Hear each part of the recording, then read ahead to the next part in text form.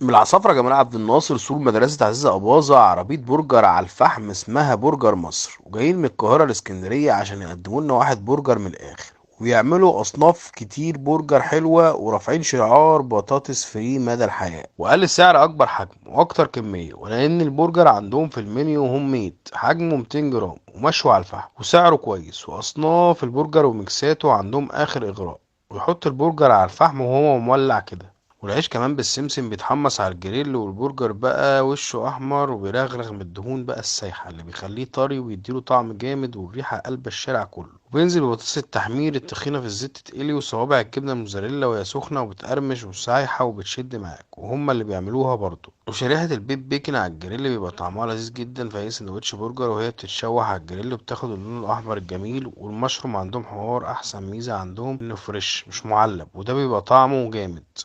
طعمه جامد قوي في البروتين وفايدة كبيرة جدا، ويديله حتة زبدة ويشوحها تشويحة خفيفة على الجريل، ورائع جدا لعشاق المشروم، واللقمة بقى بينزل بالصوصات بتاعتهم الرانش بقى والخس الطازة اللي مليان مية وبيلمع ده، والطماطم والبصل، وبينزل عليها بقطعة البرجر والصوص والكاتشب والباربيكيو والرانش، وغرق يا معلم. وطلبنا 3 سندوتشات وواحد برجر رانش وده بالمشروم، ومنظره جامد جدا وهو غرقان في الصوصات الطعمه دي اخر جمدان، والسندوتش التاني برجر ايجي فاير بصوابع الموزاريلا على البرجر وعليهم شريحه البيف بيكن، وبينزل عليهم بالصوصات ويقفل بغطا العيش، وينزل بالبطاطس المتبله جنبه، والمنظر قدامنا يا جماعه عالمي. ويدخل بقى مواب يدوق البرجر بقى اللي غرقان مشروم وصوصات، وكان البرجر ضخم حجمه 200 جرام ومن حجمه مش لاقيله ملكه، ويرفع السندوتش وياخد اول قطوه، وكان جامد جدا، اللحمه مستويه والتتبيله كويسه، سندوتش من الاخر مع البطاطس التخينه المتبله عالمي عالمي، البطاطس كانت متمزج منها بجد،